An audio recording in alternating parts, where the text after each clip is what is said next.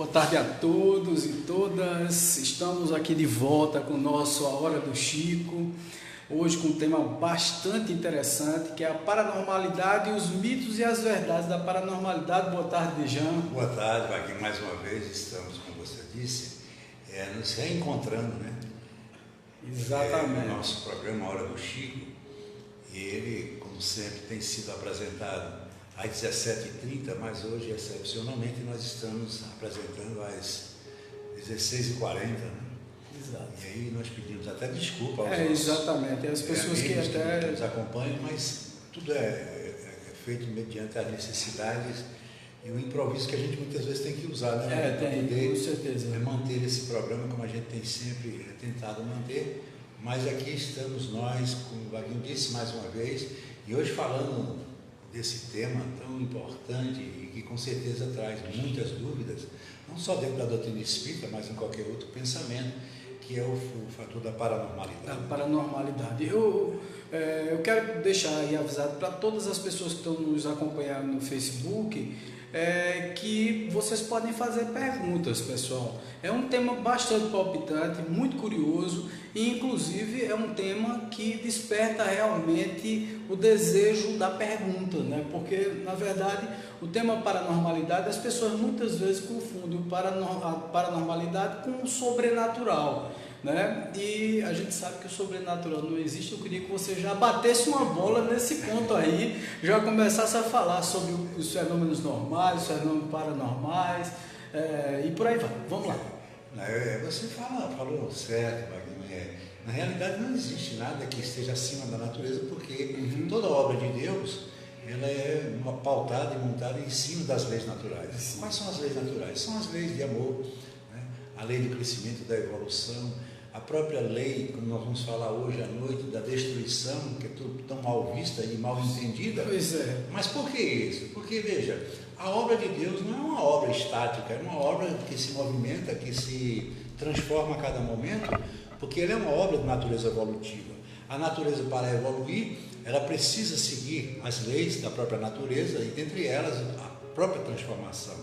Então, uma transformação ela pode ser através de um fenômeno normal, ela pode ser através de um fenômeno anormal e pode ser através de um fenômeno paranormal. O fenômeno normal são todos os fenômenos que ocorrem no cotidiano da nossa natureza. A própria natureza se manifesta dessa maneira.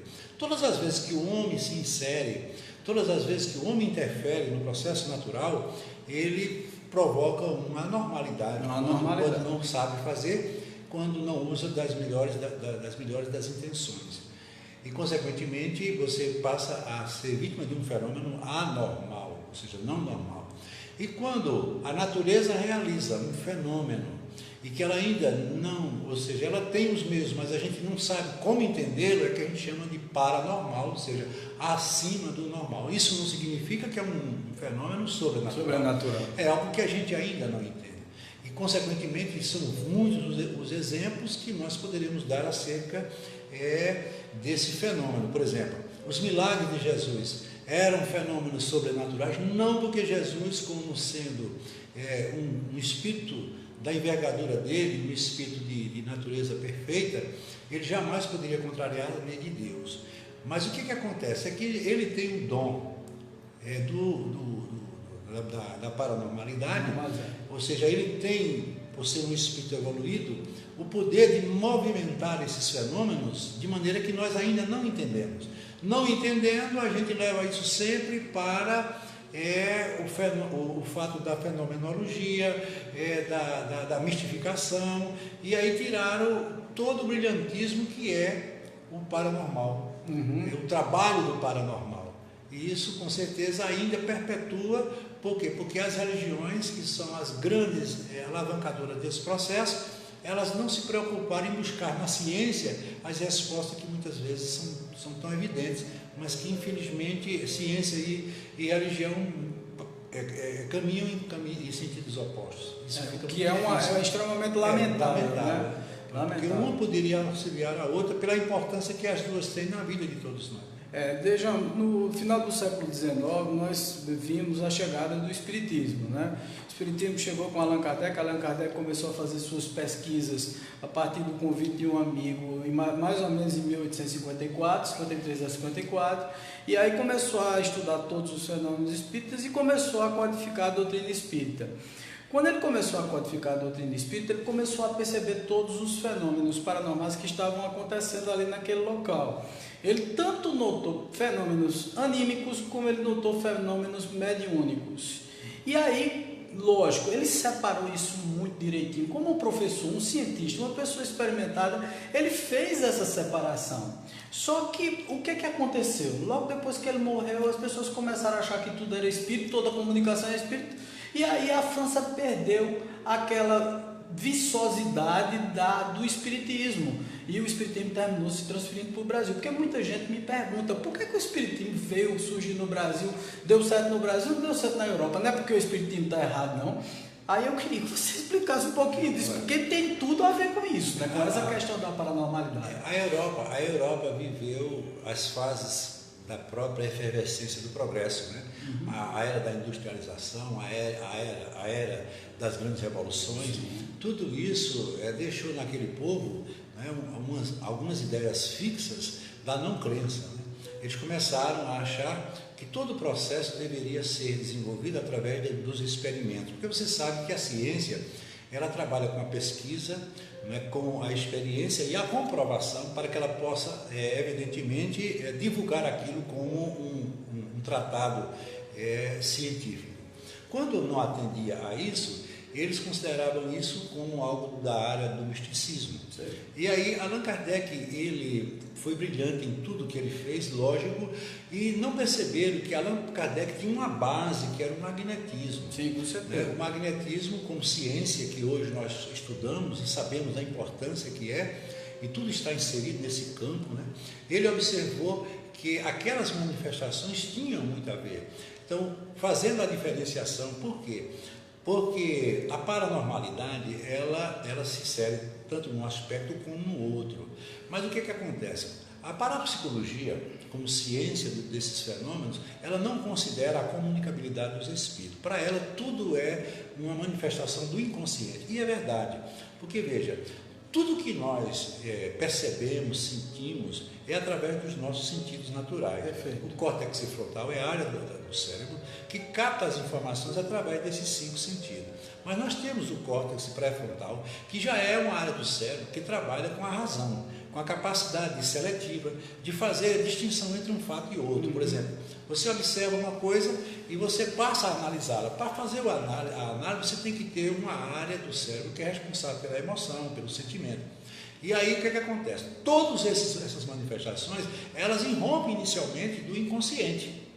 Então, por isso que, para que ocorra um fenômeno de paranormalidade, é preciso ocorrer o transe. O que é o transe? É a baixa frequência vibracional, ou seja, é um estado anômalo do inconsciente. Ou seja, você começa anulando as áreas do consciente e passa a dar maior atenção no sentido da área do inconsciente. E é no inconsciente que está a história da vida de todos nós. Não só do ser encarnado, como do ser desencarnado. O que houve aí em grande parte, o erro que cometeram, foi não perceber a reencarnação. Porque eles iam até a vida uterina. Foi o que aconteceu com o próprio Freud.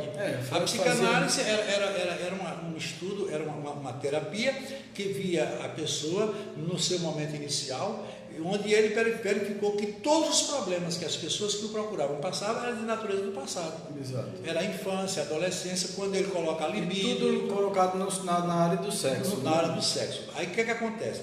Quando eles começaram a abrir esse campo para o sentido da observação, então verificou-se que nem tudo era da maneira como eles imaginavam. Perfeito. Então, que havia sim a comunicabilidade, porque jamais nós poderíamos admitir que um médium como Chico Xavier, um homem que tinha pouco mais do que o primário, tivesse trazido para a humanidade a quantidade de obras tratando de assuntos científicos de alta profundidade, de alta envergadura, assuntos que hoje é que estão sendo vistos através das obras de André Luiz, de Emmanuel e de tantos outros espíritos, o próprio Humberto de Campos. E assim foi. Então hoje a gente tem a convicção de que na paranormalidade a mediunidade é um fenômeno evidente, mas é preciso que as pessoas se conscientizem disso e não façam disso, principalmente, Vaguinho, nas casas espíritas que estão fazendo. Exatamente. Dando uma conotação sempre de uma manifestação espiritual,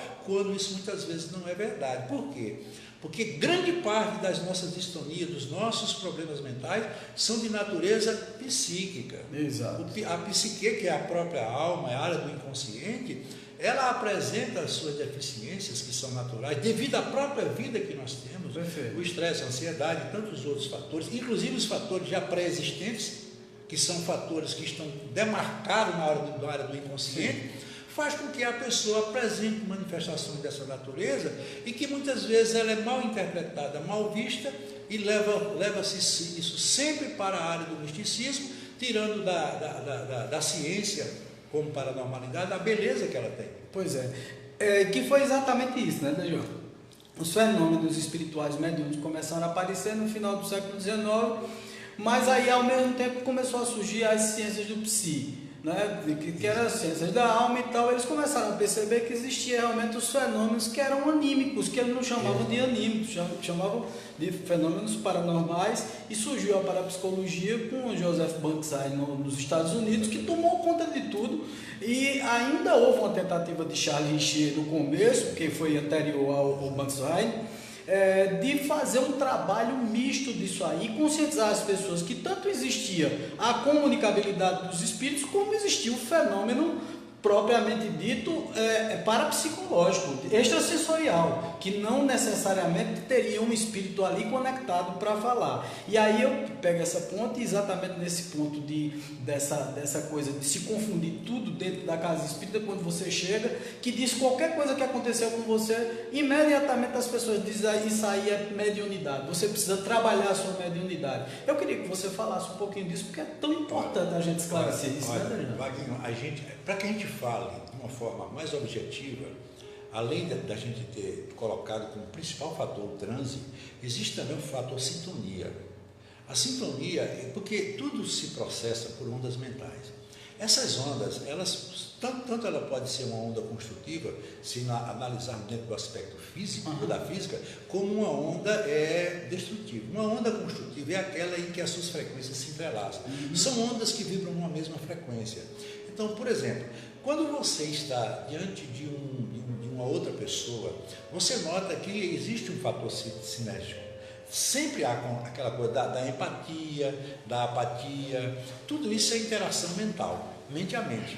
A própria telepatia dá a gente um fator de estudo muito interessante nesse sentido. É muito interessante mesmo. Então, quer dizer, essas mentes, para que elas estejam interagindo uma com as outras, é preciso que elas estejam bastante afinadas numa mesma frequência. Eu costumo sempre dizer, a mente humana, a nossa mente, é como uma antena parabólica captando sinais de um satélite.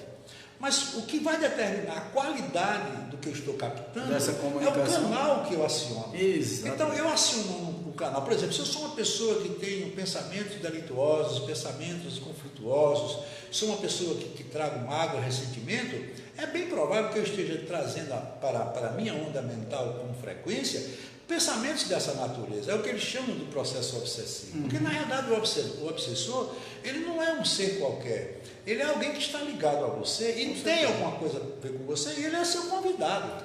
Costumo sempre dizer que o obsessor nem sempre é um inimigo. Não. Nem sempre é um inimigo. Às vezes é uma pessoa que tem uma fixação por você e começa a influenciar você de alguma forma. Às vezes até por amor que eles dizem, né? Esse amor opressor, esse amor doentio que você tem, você desencarna, fica lá do lado de lá querendo participar da vida de cá. Porque as pessoas pensam, Vaguinho, que a morte, como fator, quer dizer, de uma necessidade do próprio projeto da criação, que na realidade não é a morte, né?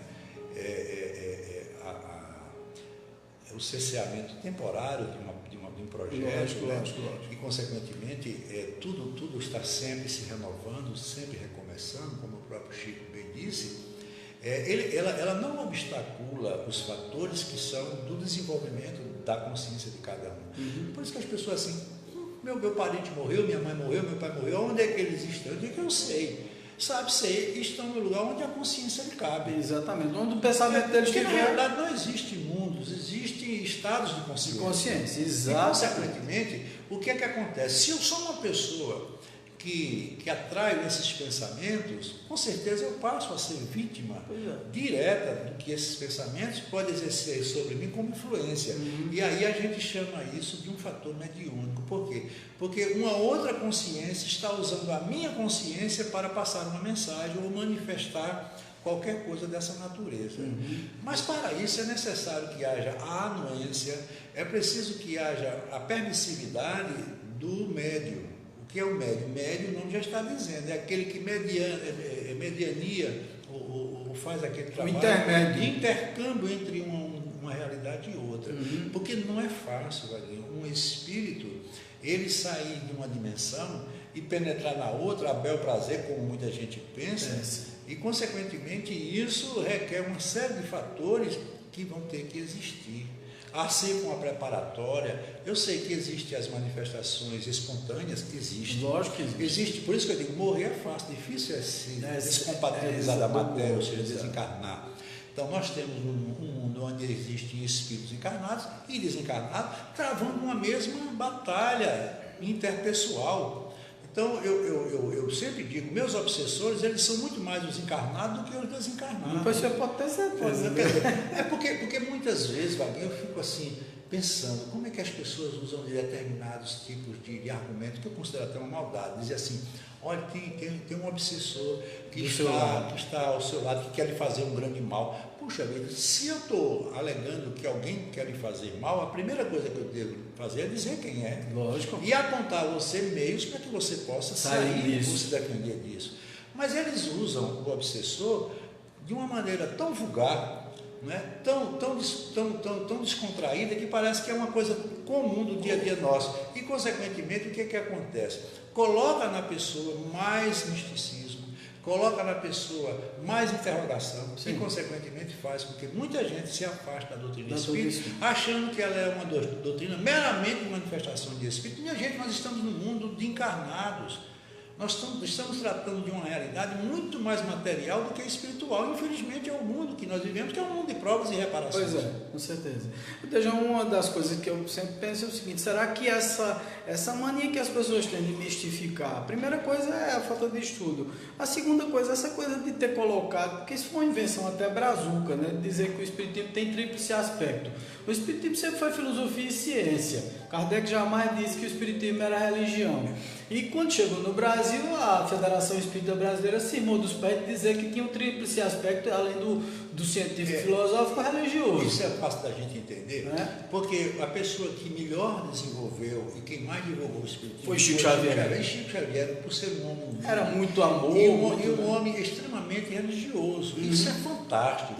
Ele respeitou todos os ditames, todas as prerrogativas da igreja. Chico foi um homem que amou a todos de forma igualitária. Sim, com certeza. E eu acho interessante isso, porque o verdadeiro espírita, ele tem que agir dessa maneira. Sim, lógico. Aceitar as pessoas como elas são, com o seu sistema de crenças. Ora, se eu encontro um grupo de pessoas reunidas em prol do bem, buscando fazer o bem, tem que respeitar. Não importa qual é Tanto é que o próprio Kardec disse, né? O espiritismo não é a religião do futuro, mas sim o futuro das religiões, como filosofia. Eu hoje estava conversando com uma pessoa muito especial e ela me disse: olha, meu filho agora ele é de tal religião, e a primeira coisa que ele fez foi brigar comigo em casa porque disse que eu sou uma pecadora, estou condenado. Eu digo, mas era para ele trazer exatamente para dentro de casa o contrário. Exatamente. Porque, olha, a diversidade ensina as pessoas a crescer. Exato. Eu digo sempre, o que nós temos de mais igual é a nossa diferença.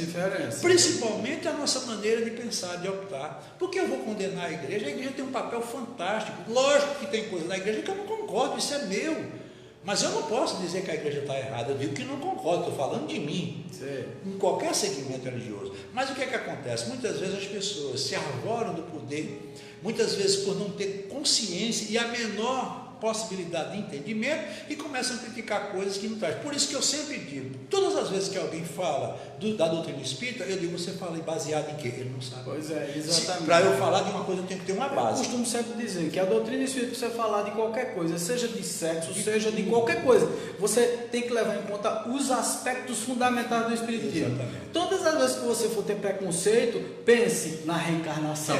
Porque se você tiver preconceito, você sabe que você já foi o que a pessoa é hoje. E outra né? coisa, Pode ter sido. Pode. E outra coisa, um dos fundamentos de todo sistema de crença é a fé. Com certeza. Olha o que Kardec diz. Fé verdadeira é aquela que encara a razão face a face em qualquer época da humanidade. Ou seja, mude. Exatamente. Se mudarem. Pois é. E ele disse, se a ciência avançar sobre o espiritismo, siga a ciência. Siga a ciência. Isso é de uma maturidade fantástica.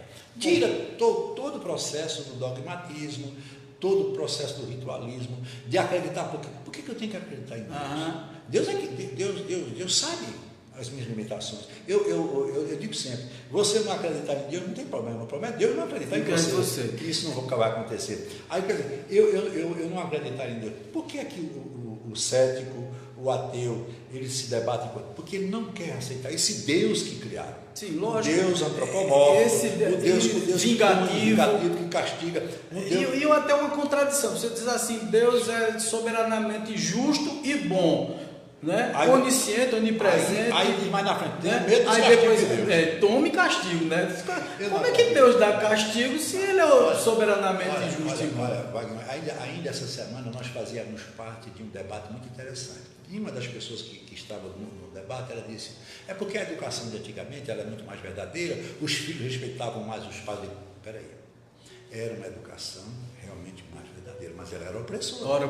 Porque o importante do processo educativo é a liberdade, porque ninguém educa ninguém. A gente lança para as pessoas os meios para ela estimular o seu processo educativo. Sim. Então, nós somos orientadores, nós somos exemplos dos nossos filhos, mas nós não somos seus educadores. Com certeza. Porque a educação, educar é de dentro, educar é um processo de transformação interior. A gente tem que dar às pessoas meios para ela crescer e não querer crescer por ela. Exato. Entendeu? Porque todo pai quer ser o filho. Todo filho quer ser. Gente, isso é muito sério. Muito sério. Cada um tem que seguir o seu caminho. Agora que eu traga das minhas orientações de família, os valores que essa família depositou sobre mim, principalmente a título de conduta e de exemplo. Esse é o fator religioso da doutrina espírita, que é exatamente a conduta íntima, porque o que importa não é o fenômeno, e sim a reforma interior de cada um. É onde a gente entra com a conversão e a convicção. Você me converte, não. Você me convença. Exatamente. A conversão é uma coisa sua, querendo você botar na minha cabeça uma coisa que é sua. Justamente. Eu me converti, agora aceitei o Cristo. Não vejo nada, pois é. Porque, quer dizer que eu aceito o Cristo, mudou tudo. E o meu passado, onde é que fica? Exatamente. E as minhas possibilidades de crescimento que estão totalmente voltadas às experiências do passado. Porque a lei de ação e reação diz, você planta, mas você é obrigado a colher o que plantou. Não estou querendo dizer que você tenha que ser penalizado ou castigado diretamente pelo mal que você cometeu. Não, Deus não é isso. Ele não permite isso. Se o projeto é pedagógico e evolutivo, de ensinar, e ele vai dizer assim, olha meu filho, você errou, tenta de novo. Pois é. Eu acho isso. Nessa base aí, falando sobre esses fenômenos e tal, e é muito importante que a gente esclareça de uma forma muito elucidativa tudo isso. E aí você tem aí, veja, uma paranormalidade, que paranormalidade significa ao lado da normalidade. Eu queria que você assim destrinchasse esse negócio da paranormalidade, do que é normal, o que é anormal, o que é anímico, o que é mediúnico no processo. Vamos lá, vamos traçar um quadro geral. Por exemplo, o fenômeno, nós falamos, existem dois tipos de fenômeno, o fenômeno normal e o fenômeno anormal. Temos também o fenômeno paranormal, que é o que nós estamos falando. Os fenômenos paranormais, eles podem ser anímicos, da própria alma, seu. Eles podem ser mediúnicos, que é a inter-relação entre duas consciências, dois espíritos, ou dois seres em dimensões diferentes, como queira citar. E nós temos um fator medianímico, onde há uma interação entre o que é anímico e o que é mediúnico.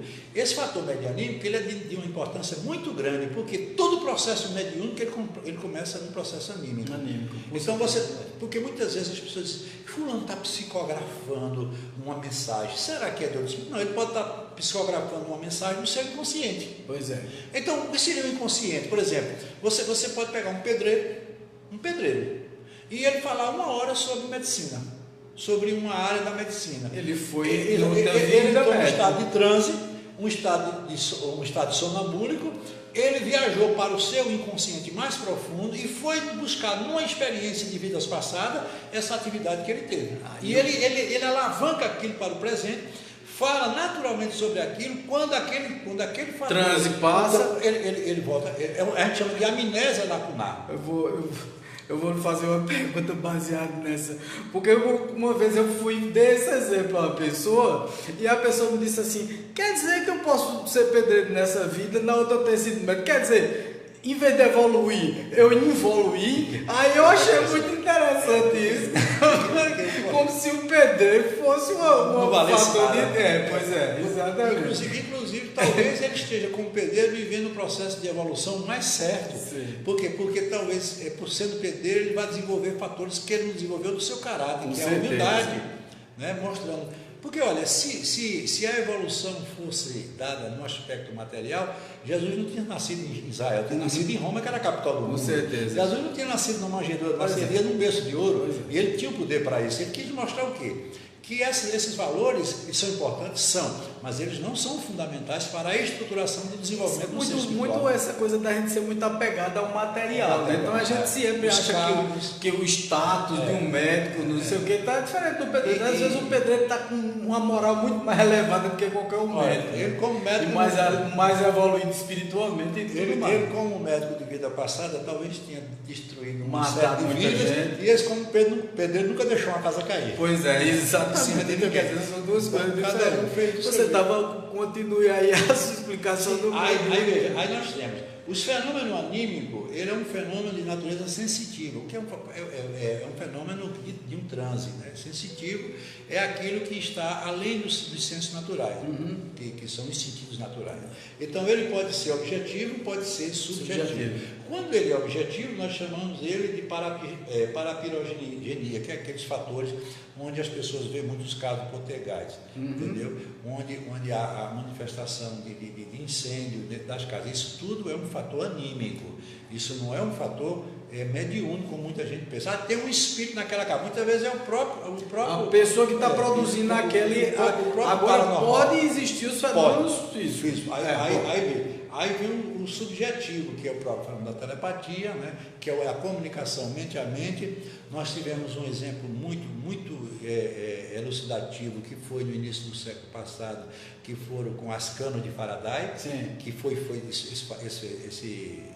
essa experiência foi desenvolvida pelos russos inicialmente, naquela época. Porque eles colocavam aqueles, não eram médios, mas eles chamavam de paranormais, ou sensitivos, eles colocavam eles em laboratório diferente, e na hora que, ligados a aparelhos de eletrocefalograma, e consequentemente eles interagiam uma mente com a outra, mesmo estando a uma distância muito grande. Quando um percebia uma coisa, ele emitia o sinal para o outro, dando uma ideia de que aquelas mentes estavam correlacionadas. Isso quanticamente é o que a gente entende da correlação à distância, não local. Isso. Então, para que duas partículas dentro da física quântica elas troquem informação, não precisa que elas estejam correlacionadas uma com a outra. Mesmo à distância, elas permanecem. Que é fantástico, né? Porque eles fizeram a experiência com dois elétrons, dois espinhos, um espinho horário, o outro espinho anti-horário.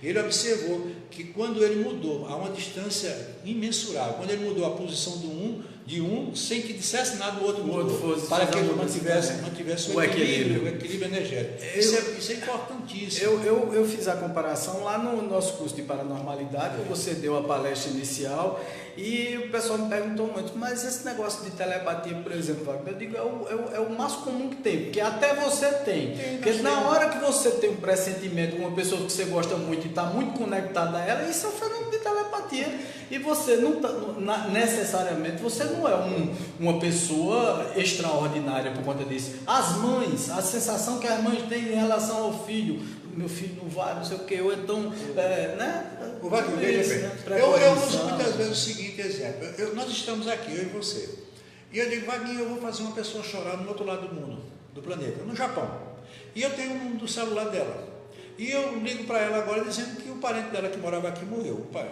Ela vai chorar. Eu estou trocando com ela uma informação de uma dimensão para outra dentro do planeta e estou modificando todo o comportamento dela pela informação que eu estou levando. Exato. Isso é um fenômeno normal, porque isso é através de uma informação, através de um instrumento que nós utilizamos, que é o telefone celular. Eu emito o som ou a imagem para um determinado aparelho, o satélite capta, joga para outro aparelho, dá um retorno, faz a transcodificação. E por que eu não posso fazer isso mente a mente um dia desses? Exatamente. Então isso é só uma questão de tempo. Agora, por que a telepatia, a comunicabilidade, ela não... Porque nós não sabemos lidar com isso, porque a verdade ainda... muito material. E a verdade ainda não existe, porque olha, Wagner, eu tenho visto uma coisa muito interessante. Ainda hoje eu estava observando. Geralmente, não sei se você já percebeu, os nossos ouvintes e acompanhantes já perceberam, quando acontece, ultimamente, qualquer fato, uma câmera está aparecendo para filmar. Sempre aparece uma câmera. Por quê? Porque Jesus disse uma coisa muito certa. Conhecereis a verdade e a verdade vai libertar. Nós estamos vivendo o momento mais decisivo do nosso planeta, que é a transformação de um mundo de provas e expiação para um mundo de regeneração. Ou seja, tudo está se modificando radicalmente. É como quem está fazendo uma mudança. A desordem vem para depois primeiro desarrumar tudo, para depois rearrumar. Então, nós estamos já entrando no campo da comunicabilidade paranormal. É isso. E, consequentemente, nós já vamos começar a viver uma outra realidade. Sabe qual é? A gente não vai poder mais mentir. Exatamente. Porque o outro vai estar sabendo na hora. O que destrói o mundo é a mentira. Isso. Olha, tanto no aspecto físico, tanto no aspecto social, político, tudo isso vai ser medido com medidas bem diferentes da que nós medimos hoje. Exatamente. Ninguém vai poder mais enganar ninguém. Isso. Então, o que acontece? Nós estamos marchando para um meio, para um momento, onde as coisas começam a se definir de uma maneira bem diferente. E isso está exatamente dentro do que a gente vem estudando no dia a dia da espiritualidade, do espiritismo, da paranormalidade, sem se deixar levar pelo fanatismo, porque eu não aceito isso, não se deixar levar pelo exclusivismo, porque eu também não aceito. Sim. Vamos abrir um longo campo para o debate. Que as universidades comecem a adotar disciplinas, como já existe. Dr. Sérgio Felipe já implementou na USP a cadeira de espiritualidade. Então, falando da glândula pineal, que é um estudo fantástico. Que era um tabu terrível. Todo mundo falava que a glândula pineal era que nada mais é do que a epífise. Exatamente. Que a gente hoje vê que é a glândula que faz toda a transformação das emissões de ondas mentais. Né? É a glândula que colapsa em função de onda, ou seja, aquela que traz para dentro da gente a realidade que nós pensamos, ela é toda estruturada para isso. Quer dizer, quantas coisas a gente está começando a desvendar. E está começando a perceber. Graças a Deus. E eu vou dizer a você, eu sou um incansável, eu sou pesquisador, eu sou pequenininho porque eu não tenho elementos para isso, nem tenho conhecimentos acadêmicos para tanto. Mas eu tenho me interessado por isso. Eu quero amanhã, pelo menos, tentar dar uma contribuição de um maior esclarecimento sobre o que seja a conduta da vida que nós temos. Por que as pessoas estão da forma que estão? Por que nós optamos por coisa tão sem sentido quando a vida tem um outro sentido? Né? É quando você começa a entender o verdadeiro motivo da sua existência, de onde eu vim, aonde eu estou e para onde eu vou. E o Espiritismo é a única forma de se encontrar respostas. Exatamente. Eu não conheço nenhuma filosofia que dê essas respostas de forma tão clara.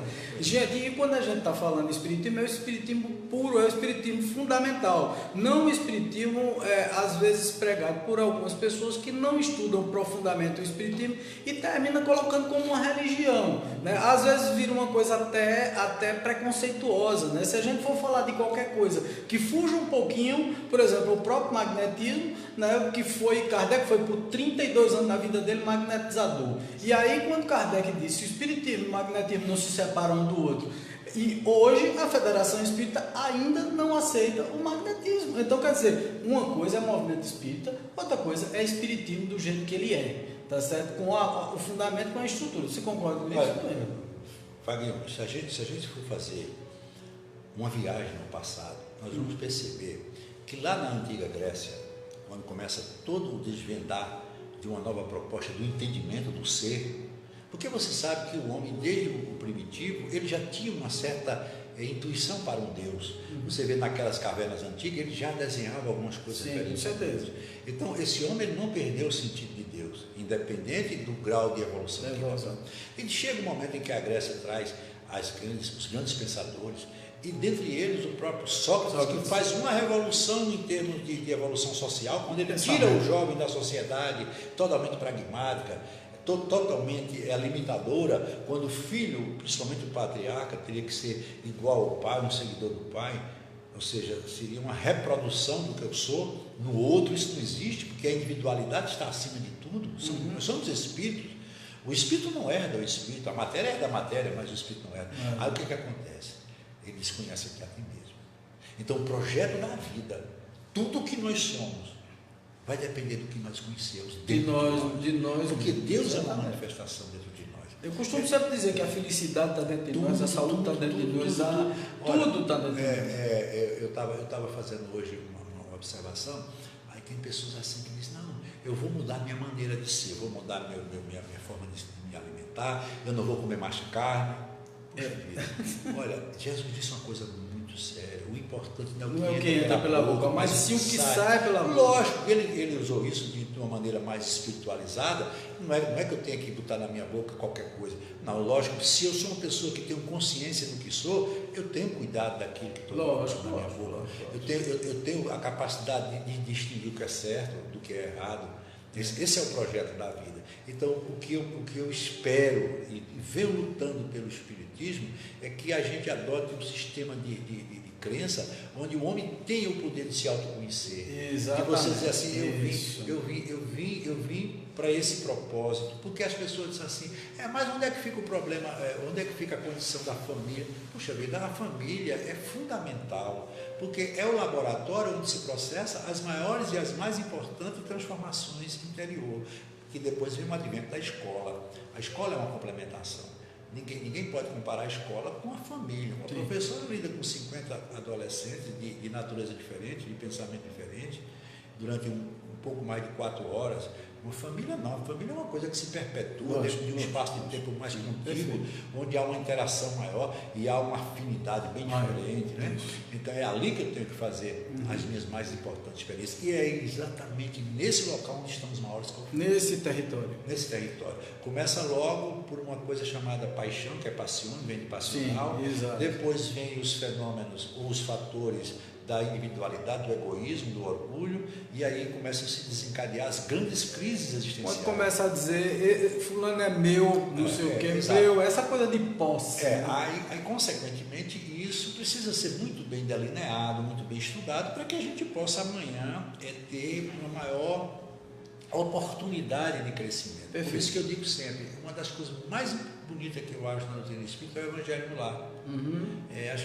As pessoas se reunirem em casa para poder falar de coisas bonitas. Então, puxa vida, eu acho uma coisa fantástica você ir para uma missa, para um culto, para uma reunião espírita. Isso é muito bom, porque você vai lidar com pessoas, com ideias, ouvir uma palestra, ouvir uma palavra, né, a homilia de um padre que tem conhecimento, enfim, se confraternizar, ver aquele ambiente de paz, de harmonia, você sai renovado, não sai? Com certeza. Mas você vai voltar para um lugar que é o seu local fundamental nas suas batalhas íntimas, que é a sua família. Muitas vezes ele sai da igreja, muito bem, mas quando chega em casa volta aos seus velhos costumes, aos velhos hábitos, e as coisas não saem. E entra-se numa roda viva de subir e descer, de ir e vir, que não leva a pessoa a nada. Absolutamente. Aí o que acontece? Aí começa a transformar as igrejas em balcão de negócio. Isso. A barganha, eu vou fazer uma promessa para isso, Gente, Deus não espera. Seria muito pobre um Deus que esperasse qualquer coisa de nós. E Pois Ele é. espera tudo. Espera tudo. Porque eu digo, olha, Deus é a direção, o sentido de cada um. Ô, Dejão, me diz uma coisa. E aí, veja só, a gente falou da parte anímica, que tem os fenômenos paranormais, a telepatia, a cognição, a pré-cognição, essa coisa toda que está na parapirogenia. E você aí vem para a parte mediúnica, onde você tem algumas mediunidades, né? Que muita gente tem uma dúvida danada. Mas eu sou médium, não sou médium, né? Eu pergunto assim, todas as vezes que as pessoas vêm aqui, ainda essa semana eu atendi mais de 3 pessoas se dizendo médium, e eu pergunto o que é mediunidade. Eu não sei. Então, como é que eu posso falar de uma coisa que eu não entendo? Pois Dizer, porque fulano me disse, não. As pessoas não podem viver do que as pessoas dizem da gente. Lógico. Cada um, a gente tem que entender o que é que você quer dizer com isso. Baseado em que você está dizendo. Então, a mediunidade, como nós falamos, ela pode se desenvolver de duas maneiras. A mediunidade de efeito físico e a mediunidade de efeito intelectual ou inteligente. A mediunidade de efeito físico, ela se dá pela movimentação de corpos, de fenômenos, entendeu? Como no caso mesmo, o transporte, a materialização. Por quê? Porque assim, nós possuímos dentro do nosso corpo uma substância chamada de ectoplasma. O ectoplasma é uma substância intermediária entre o corpo perispiritual e o corpo físico. É como se fosse uma liga. Isso. Essa substância, ela é vaporosa e ela tem a capacidade de se materializar. Então, por exemplo, se eu estou conectado com um determinado espírito, eu na condição de médium, ou seja, está usando a minha mente, porque ele só pode, é bom que se diga, o espírito ele só pode manifestar qualquer coisa nesse mundo se ele usar uma mente, porque ele tem que respeitar a lei da matéria. Lógico, lógico. Senão, esse mundo viraria uma bagunça. Então, ele usa a minha mente e da minha mente ele começa a usar a fisiologia do meu corpo, que é a produção de uma maior quantidade de ectoplasma, e ele vai materializar aquilo que ele está pensando. Exatamente. Aquilo que ele está querendo. Esse fenômeno é um fenômeno que é visível por todos. Isso. Porque a mediunidade de efeito psíquico só vê a mente, não é o olho. Por quê? Porque, por exemplo, se eu estou aqui diante de um espírito, eu não posso vê-lo. Por quê? Porque a luz que está incidindo sobre ele está passando por ele, porque ele não tem matéria. Pois é, lógico. Para que a luz bata nele e venha até a mim, registrando como uma imagem, tem que ter matéria. Por isso que eu não vejo o espírito. Pois é. Agora, se ele adquirir de mim ou de um outro médium o ectoplasma, materializar o seu corpo, aí a luz vai bater naquela matéria e eu vou ter a fixação da imagem. Aí a gente vai lá e para as polêmicas filmagens e fotografias que está lotado no YouTube. Inclusive, outro dia, você abnegadamente teve que responder umas questões a respeito de uma brincadeira que tiraram lá no Shopping Difusora. Isso faz mais ou menos uns 8 meses atrás. Onde tinha duas crianças, uma aparecendo no pé da escada, a outra no meio. E Dejan imediatamente disse, isso não existe, isso não pode, isso não tem sentido. Então muita gente ficou nervosa, inclusive até brigou desse coisa. Se você é um descrente, você é um homem descrente, né? Um homem de pouca fé, né? E depois, logo depois foi revelado toda a brincadeira que foi tirada. Bom, a minha pergunta é a seguinte: tem muitos vídeos sobre isso na internet.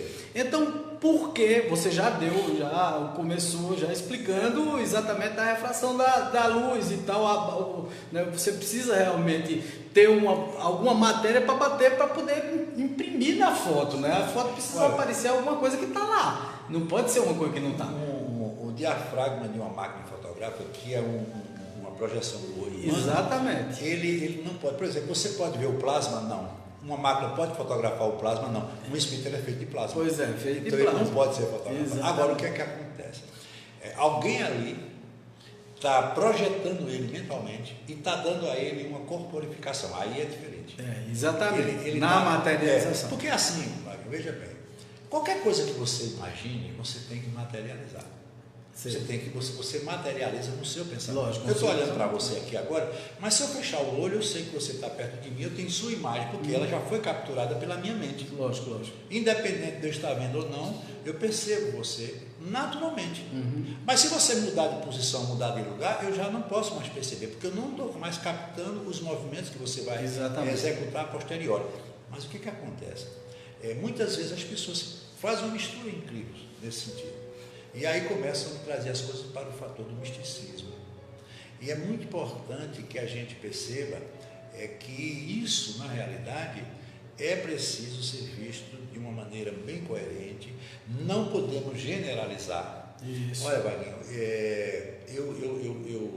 determinado dia, eu fui a uma lanchonete e a moça que sempre serviu o cafezinho, ela disse: eu tenho uma coisa muito importante para mostrar ao senhor. Eu sou evangélica, mas isso aqui é incrível.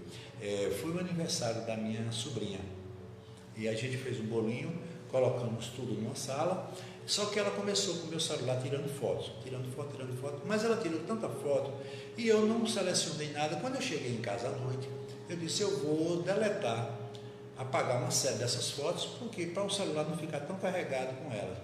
E de repente, numa dessas fotos, estava minha mãe diante da mesa, onde foi feito, onde colocaram os docinhos. E aí eu disse: faça-me o seguinte, veja a roupa que ela está,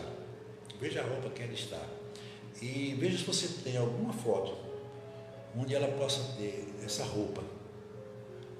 Aí ela trouxe uma foto e realmente era uma roupa muito parecida, ou seja, a roupa mais usual dela. Porque as coisas usuais, elas se fixam no perispírito. Então o que acontece? Aí existiu ali um fenômeno de efeito físico. Sim. Aquela criança ou alguém ali materializou ela, o espírito dela. Ela rapidamente ela se materializou, a câmera do celular captou a imagem e ela se fixou. Então veja, vamos lá. Pode acontecer. Aí muita gente me pergunta assim: sim, Wagner, você disse que não pode acontecer, não pode aparecer espírito e tal, mas você fala do fenômeno de materialização. Eu digo, é porque é muito raro. É raro. Os fenômenos físicos são muito raros e perigoso para o próprio... Outra coisa, Wagner. Me desculpa te interromper, mas para não perder o raciocínio. Isso depende também do ambiente. Porque, por exemplo, no local onde foi captado tinha pouca incidência de luz. Sim. Porque você sabe que a luz... Apagou a luz para poder cantar os parabéns. Exatamente, foi exatamente nessa hora. Por quê? Porque a incidência da luz, ele elimina o plasma. Sim. A capacidade do plasma. Por quê? Porque você sabe que existe luz fria, luz quente. Por que é que na casa espírita a gente usa a luz ultravioleta? Porque é uma luz fria. Para que os fenômenos de vibração mental se aconteçam com maior intensidade. Ou seja, quando você diminui a luz, você começa a produzir um hormônio chamado melatonina, que dá uma sensação de sono. O sono faz baixar a frequência. Aí toma em transe. Aí entra no transe. É um estimulador ao transe. Isso. Mas você pode fazer isso com um pássaro. Independente da hora. Bota um pássaro numa sala escura, ele começa a dormir. Sim. Porque ele não tem ideia de hora. Sim. Mas ele tem ideia de tempo. De local. Então aquilo é um estimulante. Entendeu? E consequentemente é muito fácil a gente lidar com isso. Quer dizer, são coisas... Minha gente, veja... O que a gente vai dizendo aqui é como dizia Shakespeare, né? Há muito mais entre o céu e a terra do que possa imaginar a nossa filosofia. Lógico que muitas coisas podem ocorrer, pode ser que muitas fotos e muitas filmagens dessas sejam realmente verdadeiras. Agora é preciso uma pesquisa muito apurada, muito profunda, para saber se não é. E outra coisa, pode também acontecer o fenômeno da paranormalidade sem a mediunidade nesse caso, porque, por exemplo, você plasma alguma coisa ali, uma coisa saiu do canto. Será que não foi você que pensou nela saindo do canto e ela até não saindo do canto? Né? Que são os fenômenos anímicos. Então, pode acontecer, pode aparecer um outro dia um vídeo com uma moça espalhando papel para tudo quanto foi de canto, uma criança. Né? Geralmente uma criança, mais ou menos uns 8 anos de idade a 10 anos de idade, que é exatamente a fase onde existe muita manipulação. Né? Eu tenho um local na minha casa que eu chamo de ponte cego. Tudo que eu pego nesse local cai da minha mão. Não se segura nada. Isso já é notado por todo mundo, entendeu? Olha, eu derrubo no chão.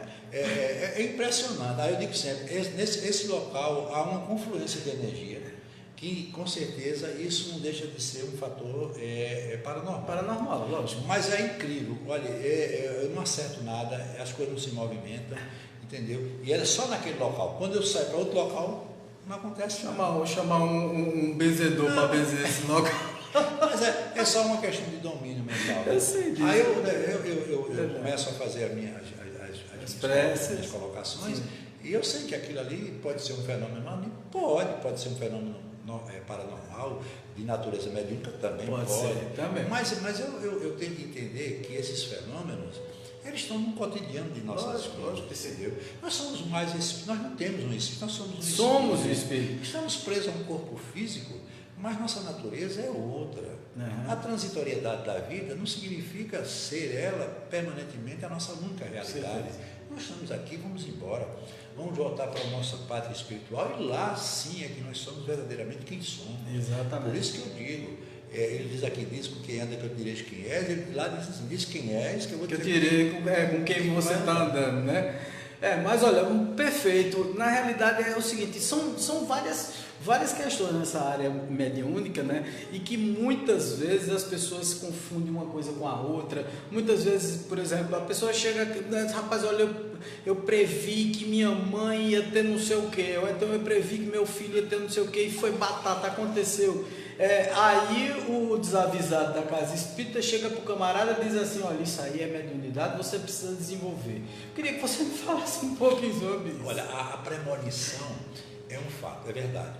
Porque, veja bem, Wagner, tempo e espaço, para nós é uma realidade. Para o mundo espiritual é outro. Sim. Quando, mesmo animicamente, o espírito ele se desloca, há um desdobramento, ele passa a ter uma visão mais ampliada. Coisas que eu vejo linearmente, ele vê de uma maneira muito mais geral. Ou seja, por exemplo, aquilo que eu vejo em 2 ou 3 dimensões, nos 5 sentidos, ele vê numa dimensão maior. Então eu uso sempre aquele argumento. Se você está aqui em pé, olhando uma pessoa se deslocando linearmente, você só pode ver o sentido linear. Sim. Se houver lá na frente um abismo, uma coisa, você não vai ver. Lógico. Mas se você estiver olhando ela verticalmente, você terá uma ampliação maior. Por isso que eles chamam de premonição. Porque ninguém pode prever uma coisa que está ligada ao livre-arbítrio. Há uma possibilidade, sim, mas possibilidade não significa fato.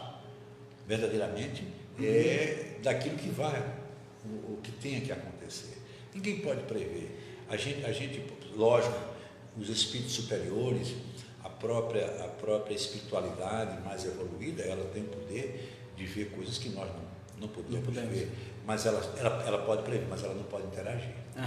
Se alguém fizer qualquer intervenção com relação ao meu futuro, eu perco meu livre-arbítrio. Deus perde a condição de ser Deus. E tem coisas assim que são fenomenais, né? Nos efeitos físicos mesmo, temos aí o fenômeno da pneumatografia, né? Quer dizer, uma coisa maravilhosa, que é exatamente o que a gente chama de escrita direta. Quer dizer, alguma coisa aparece escrito num local que você fica impressionado. Está havendo agora fenômenos de efeitos físicos em Scone, numa cidade da Inglaterra, inclusive em outra cidade em Roma também, e outra nos Estados Unidos, onde eles estão reproduzindo os mesmos fenômenos da época de Kardec, inclusive com cientistas acompanhando.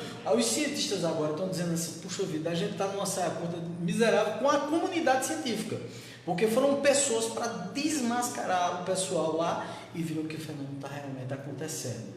Né? E, segundo alguns especialistas, os espíritos estão começando a utilizar-se novamente dos efeitos físicos para despertar uma realidade espiritual, porque nós estamos muito desconectados nessa época de transição das coisas espirituais e está se necessitando muito de um ressurgimento de alguns efeitos físicos. O que é que você acha sobre isso? Eu acho isso mais do que providencial.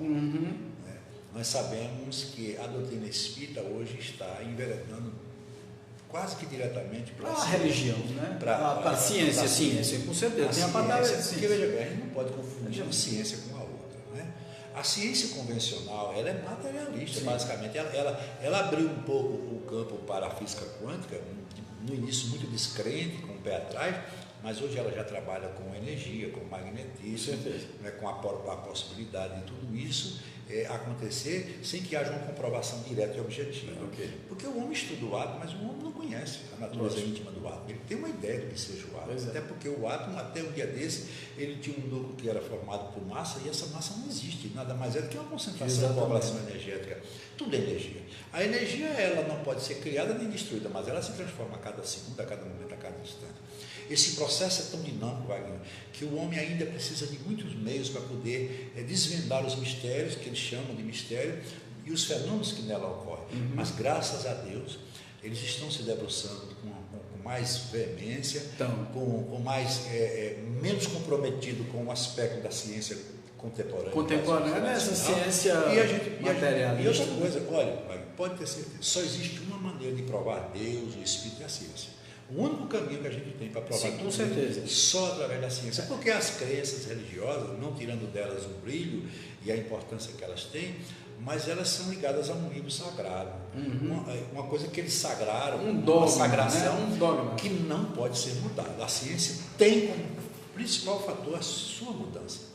A ciência é inovadora. Se a gente não tivesse inovado, se a gente não tivesse mudado todo o aspecto do perfil científico, o mundo estaria perdido. Porque você imagine hoje, a sobrevida humana depende muito dos fármacos que foram desenvolvidos ao longo de todos esses anos. Então, uma pessoa que morria até um dia desse com 50 anos por ter um infarto fulminante, hoje ele tem um aparato enorme para sobreviver. Mesmo sendo um cardiopata, ele pode fazer uma ponte de safena, que um dia desse... Ele pode fazer até um transplante de coração. Hoje já estão transferindo as pontes de safena pelos cateterismos, né? Insuflando balões dentro das artérias para fazer uma dilatação em fluxo sanguíneo normalizado, ou fluir com maior naturalidade. Hoje eles estão fazendo cirurgias até de implante, como você disse, de todos os órgãos, e a tendência é cada vez mais. Agora, é aquilo que eu digo, uma coisa é sobrevida, outra coisa é vida. É vida. Porque não adianta você prolongar um projeto se ele não tiver o sentido do prolongamento. Exato. Porque viver 100 anos se eu, aos 80 anos, já não tem mais um sentido de vida? Porque É aprisionar um espírito a um corpo que não tem mais nenhuma possibilidade de cumprir com sua função aqui na Terra, um corpo praticamente inerte. É querer algo que não se pode que querer, não tem sentido. que não tem sentido. Então, é preciso que haja um encaminhamento nesse processo para que uma ande de mão dada com a outra. É como se o mundo espiritual estivesse gritando, dizendo assim, olha, nós existimos, e comece a mudar as suas expectativas, as suas visões de mundo, porque o mundo é o daqui, não é o mundo daí não, vivam o daí, mas entendam que existe o daqui e que vocês precisam dar valor ao que realmente tem valor. E o corpo humano, como uma roupa que nós utilizamos periodicamente ou temporariamente, ele é provido de uma energia que ele chama de energia vital. Essa energia é a que vai dar o tempo necessário para a experiência que nós vamos viver. O que vai fazer com que eu possa prolongar ou retardar ou manter o padrão de tempo que foi determinado vai depender da minha consciência. Exato. Porque tudo está na mente, Wagner. Nós somos o que pensamos. Bom, gente, o papo é muito bom, né? Se brincasse, né? A gente ia lá até para 10 horas da noite conversando sobre isso, porque é muito bom, é muito gostoso falar sobre paranormalidade, principalmente fazendo essa diferenciação e separando os mitos da realidade, né? Das coisas que realmente fazem sentido. E dentro do Espiritismo, gente, o Espiritismo ele se colocou, principalmente aqui na nossa casa, no grupo de estudos espíritas Chico Xavier, nós temos um trabalho muito sério de estudo.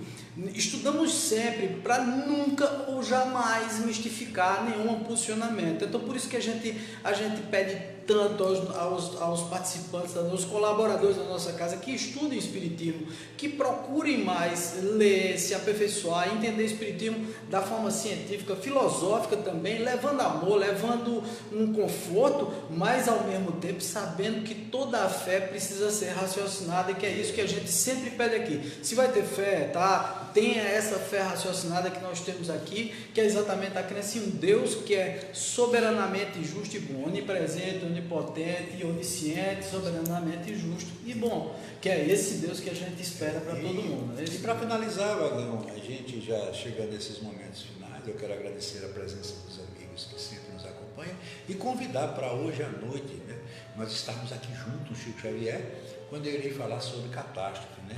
A lei de destruição, que é tão complexa, ele também está muito ligado a isso. Muito conectado. Por que tanta tragédia, né? Por que a tragédia de Brumadinho, por que essa, por que aquilo? Vários desencarnes em massa. Porque um avião cai, mata 50, 100, 200 pessoas num só instante, por que acontece? Onde é que está a bondade e a grandeza de Deus? Que Deus é esse que deixa acontecer? E nós vamos falar também... Imperdível, né? Imperdível. Vamos falar dentro de um aspecto científico, vamos falar dentro do aspecto religioso, enfim.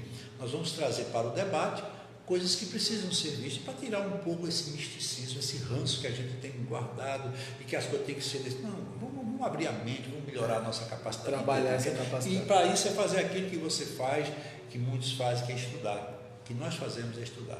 Exato. Estudar é o único meio que faz com que a gente busque conhecimento. E depois de estudar, observar. Com certeza. Seja um estudioso E um observador. Que as coisas funcionam.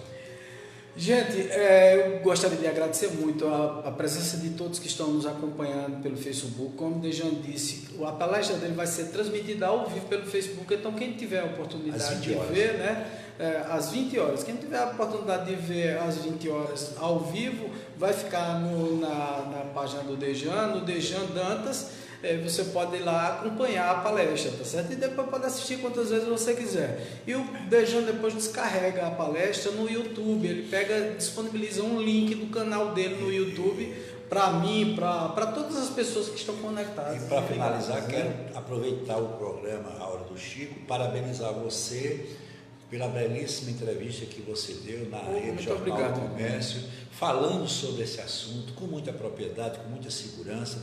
Foi motivo de muita audiência e levando, como sempre, a gente tem dito, que existe mais sério na doutrina. Você está de parabéns pelo seu trabalho, continue assim e estudando como você vem estudando, porque o mundo precisa disso. Tá certo, muito obrigado, Dejan. Gente, um beijo no coração de vocês, até o próximo sábado com a Hora do Chico, com a presença minha e de Dejan, né? dessas duas figuras aqui que tenta sempre levar alguma coisa do Espiritismo de nova para vocês, alguma coisa que realmente importa na vida para transformar a nossa qualidade de vida e nos abrir a mente para um mundo novo.